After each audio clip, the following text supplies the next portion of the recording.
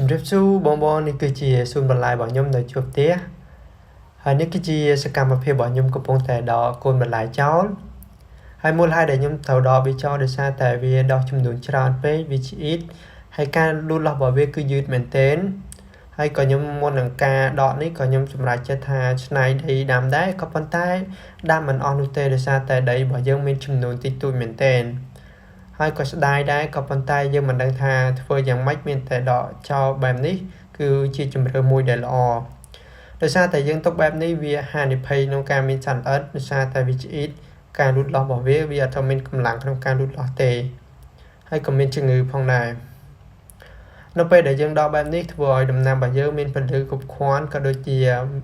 វាទលេមានខ្យល់ចេញចូលហើយក៏យើងកាត់បន្ថយនៅសត្វល្អិតក៏ដូចជាជំងឺផងដែរហើយការពិតទៅការដាំបន្លែនៅទីក្រុងបែបនេះគឺយើងផ្ដល់អត្ថប្រយោជន៍ដល់យើងមែនទែនទៅដល់សុខភាពរបស់យើងដោយសារតែយើងដាំបែបនេះធ្វើឲ្យការញ៉ាំរបស់យើងមានទំនុកចិត្តក្នុងការញ៉ាំដោយសារតែយើងដាំបែបនេះគឺយើងដាំដោយខ្លួនឯងមិនបានប្រើប្រាស់ទៅថ្នាំគីមីសម្រាប់ទៅលើសត្វល្អិតក៏ប៉ុន្តែ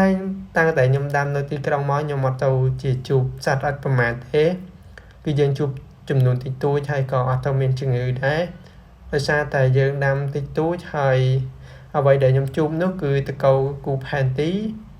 ហើយសត្វល្អិតផ្សេងៗតិចតួចទេ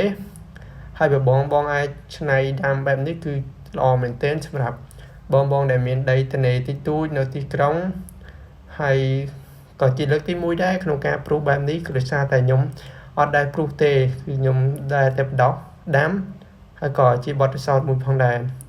ឥឡូវពេលនេះគឺខ្ញុំដករួចរាល់ហើយគឺវាទលាយឆ្លាស់ល្អតែម្ដងហើយវីដេអូរបស់ខ្ញុំក៏មានតែប៉ុណ្្នឹង